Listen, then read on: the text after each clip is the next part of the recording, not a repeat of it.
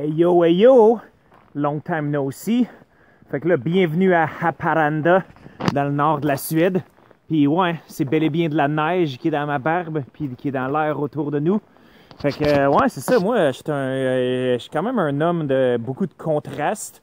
Tu sais, vous avez vu le premier vidéo que j'avais fait quand je suis arrivé en Afrique, je parlais de l'espèce de comme choc culturel un peu, puis le choc sur le système, d'arriver dans un tel climat après avoir passé du temps en Europe. Puis là, bien évidemment, j'ai eu un choc quand même semblable quand je suis arrivé en Suède. Puis Stockholm, c'était quand même une température t-shirt durant le jour. Tu sais, le soir, il fallait que tu mettes ta petite laine quand même, mais c'était comme le premier week-end où il faisait beau. Fait que tu sais, tout le monde était dehors, c'était bien le fun. Puis j'ai pas fait de vidéo parce que, ben, tu sais, je visitais du monde là-bas. Je suis comme genre, je suis allé à la ville de Örebro, je suis allé dans dans une place dans la forêt, dans le fin fond du nord. Je vais vous raconter ça peut-être plus tard. Mais là, ouais, là, vu que je suis rendu par moi-même encore, là, je suis dans une ville très nordique, qui est comme à 1500 km au nord de Stockholm à peu près. Fait que ouais, il neige, puis il reste des piles de neige, même si là, on est le 9 mai, si je me rappelle bien. Fait que c'est ça, première chose à savoir du nord de la Suède, c'est que, ben, il fait fret, puis il fait fret longtemps. Je pense pas qu'il fait plus fret qu'au Québec. T'sais, évidemment, c'est le genre de conversation que on compare nos propres climats nordiques. Puis ouais, c'est ça, il fait des genre moins 25 ici l'hiver. C'est rare qu'il fait bien plus bas que ça. Mais ils ont des très longs hivers. Puis aussi, ben, parlant de long, Chris, il est 10 heures le soir. Regardez-moi le ciel, man. C'est ça, c'est vu qu'on est tellement dans le nord vraiment comme loin, je pense qu'on doit être à comme 65 degrés de latitude ici à peu près. Fait que c'est ça, c'est des très longues journées. Puis on n'est même pas quand même si proche que ça du solstice d'été. Mais c'est ça, c'est des longues journées. Comme là, il fait vraiment gris, il fait comme un peu sombre déjà. Mais les dernières journées où il faisait comme un peu plus soleil, c'est ça, il était rendu comme 10h30, puis il faisait encore comme clair dehors. C'est spécial en maudit. En tout cas, c'est le plus nord, c'est le plus au nord où je suis allé de ma vie et de loin. Avant ça, c'était peut-être la baie... Non, attends un peu, parce que quand j'étais allé à Baie James, c'est ça, c'était une place dans l'extrême nord du Québec. Mais c'était quand même, tu sais, crissement plus au sud de où ce qu'on est présentement. Ce qui est quand même bizarre aussi, parce que, tu sais, ici, on voit, c'est quand même une ville. Tu sais, comme quand on a approché en autobus tantôt, il y avait un Ikea gigantesque, évidemment. Il y avait, tu sais, des gros centres d'achat, des grosses épiceries, tout ça. Puis la population de Haparanda, je pourrais pas le dire exactement, mais je vais le checker sur Wikipédia lorsque je vais faire le montage, puis je vais le mettre à l'écran à l'instant même. Ce qui montre que c'est ça, même si on est quand même très creux dans le nord, comme tous les pays nordiques, il y a quand même de la population qui est comme répandue dans tout le pays.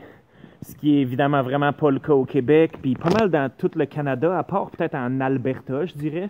C'est genre Edmonton, c'est pas mal au nord, puis t'as une couple de villes qui sont quand même d'une grosseur considérable, qui vont être comme quand même assez loin, mais au Québec, je veux dire, passer le Saguenay, passer l'Abitibi, je veux dire, il reste plus grand-chose.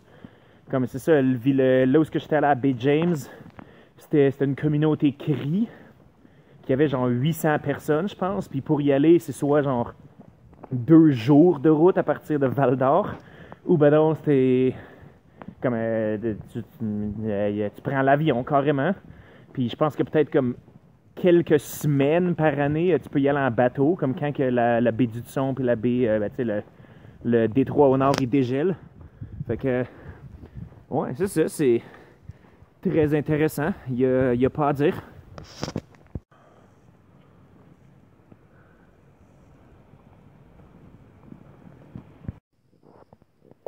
Bon, fait que là, je suis rendu à mon motel.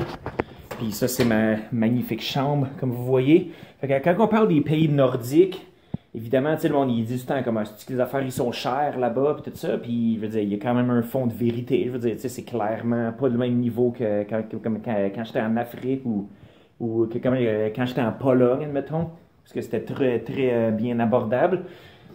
Mais là, ma chambre, elle me coûte 560 couronnes pour la nuit, ce qui est 70 pièces. Ce qui est quand même pas pire pantoute, parce que je pense pas qu'il y en a des motels de même comme au Québec. Je veux dire, comme quand j'ai fait mon voyage de bicycle des maritimes au mois d'août, septembre et octobre, je pense le moins cher que j'avais payé pour une chambre de motel, c'était peut-être 20 pièces de plus que ça, à Miramichi, au Nouveau-Brunswick. Puis c'était pas mal plus miteux, puis il y avait des Amérindiens louches dehors, puis le monde au comptoir, il me disait de faire attention, puis de pas laisser rien débarrer dehors. Fait que, en tout cas. Puis pour ce qui est de la bouffe, dans les épiceries à date, je dirais que c'est à peu près le même niveau qu'au Québec, ou peut-être même un peu moins cher. Comme tu peux avoir de la bouffe de quand même très bonne qualité pour pas trop cher. Restaurant, je pourrais pas trop dire. Je suis juste allé une ou deux fois, puis ouais, je dirais à peu près le même niveau. Le coût de la vie, tu sais, mettons, de louer un appartement ou d'acheter une maison ou tu sais, des assurances de char ou des taxes, tout ça, je pourrais vraiment pas dire. Mais ouais, c'est sûr, tu sais, comme quand tu viens à des places comme la Suède ou la Norvège, je veux dire, il faut que tu te serres la ceinture un peu, mais c'est quand même pas si pire que ça. Fait que là, ouais, là je commence à avoir faim, fait que je m'apprête à manger mon souper qui est qui est genre du poisson fumé que mon amie m'a donné avant de partir de chez eux. Comme elle travaille pour une compagnie de comme c'est quoi de pisciculture, là, c'est quoi de fish farming, pas tant de choses. Fait que elle m'a juste comme donné ça, des poissons fumés. Puis supposément qu'il faut manger ça avec des espèces de pain plat comme ça.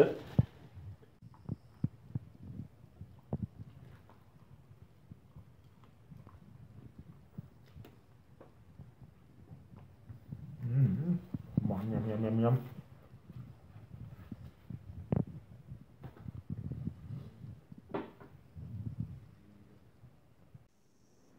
Il y a même un sauna que je peux juste utiliser à ma guise. C'est donc bien fucking cool, ça.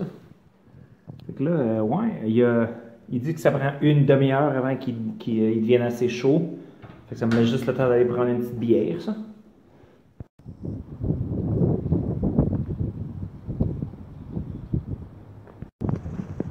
Bon, fait que bon matin. Quoique le concept de matin ici, je ne sais même pas sûr si ça correspond véritablement à quoi que ce soit. Parce que c'est ça, comme hier que j'ai fait, je suis allé prendre une marche dans la noirceur puis dans la neige tombante.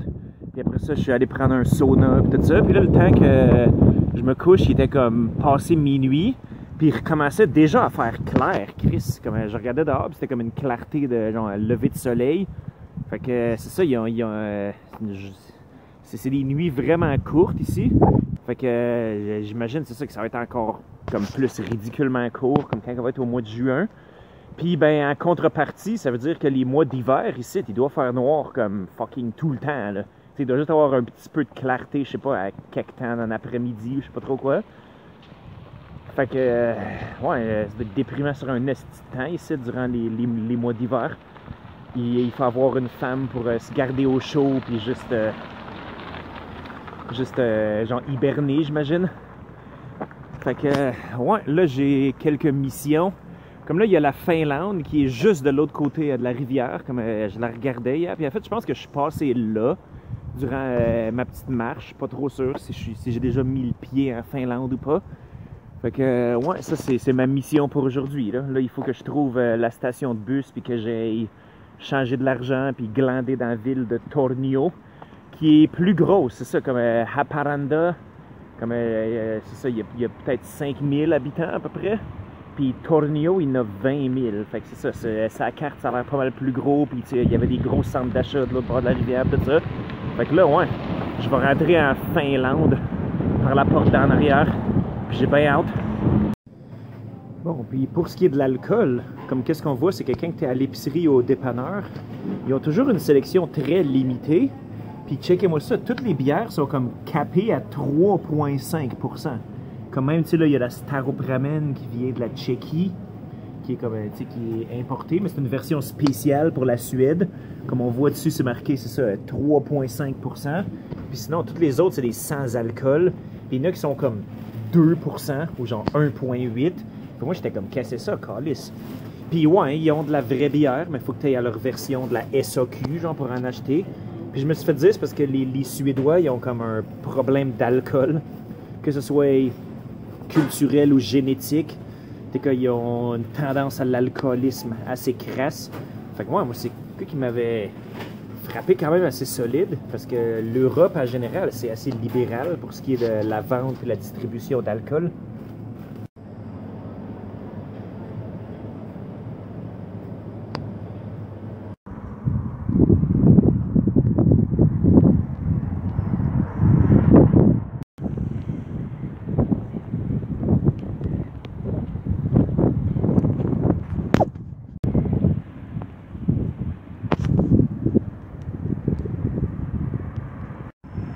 Bon, fait que là, me voici arrivé en Finlande, pays numéro 101 sur ma liste.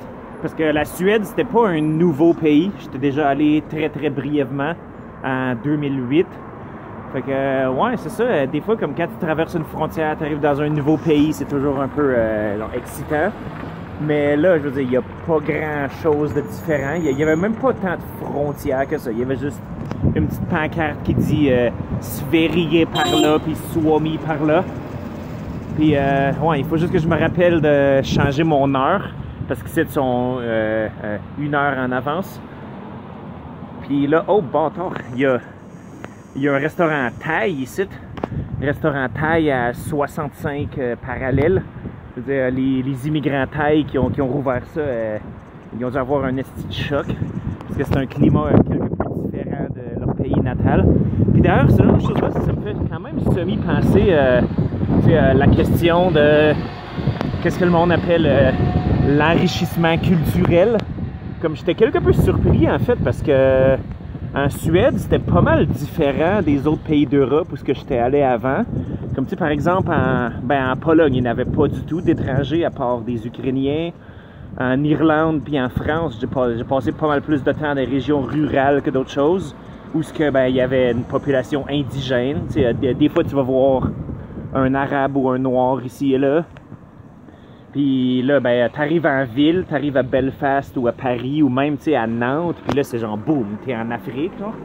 Mais à Stockholm, j'étais vraiment surpris parce qu'à Stockholm, il y avait juste des Suédois, puis je veux dire, j'imagine quelques touristes d'extraction européenne aussi. Mais là, comme quand je suis arrivé dans le creux du pays, tu sais, même à des places, c'est ça, comme dans la forêt, carrément. Peut-être pas nécessairement dans la forêt elle-même, mais dans des petites villes qui sont localisées à lisière de la forêt. Tu sais, il y avait quand même une population en assez grand nombre, tu sais, des hijabs, puis du monde en peau foncée, puis tout ça. J'étais comme, bizarre qu'ils se ramassent ici, mais qu'ils ne soient pas dans la grande ville. Puis je me disais, d'un côté, c'est quand même bien, tu sais, si on est pour avoir des immigrants, tant qu'à faire, tu fais ça de façon correcte, puis tu les encourages à déménager en région, puis pas à se ghettoiser, whatever. Mais qu'est-ce que le monde, ils m'ont expliqué, c'est qu'en fait, la raison que je n'en voyais pas à Stockholm, c'est parce que justement, il y a des banlieues de la ville qui sont complètement comme take-over, que tu vas là, puis tu sais, ils ont leur centrum, que c'est juste des Somaliens, puis des shops somaliens, puis tout est écrit en leur langue, puis tout ça. Fait que, ouais, c'est ça. La Suède, il y a eu beaucoup d'immigration. La Finlande, je le sais pas, en fait. Fait que j'ai bien hâte de voir ça.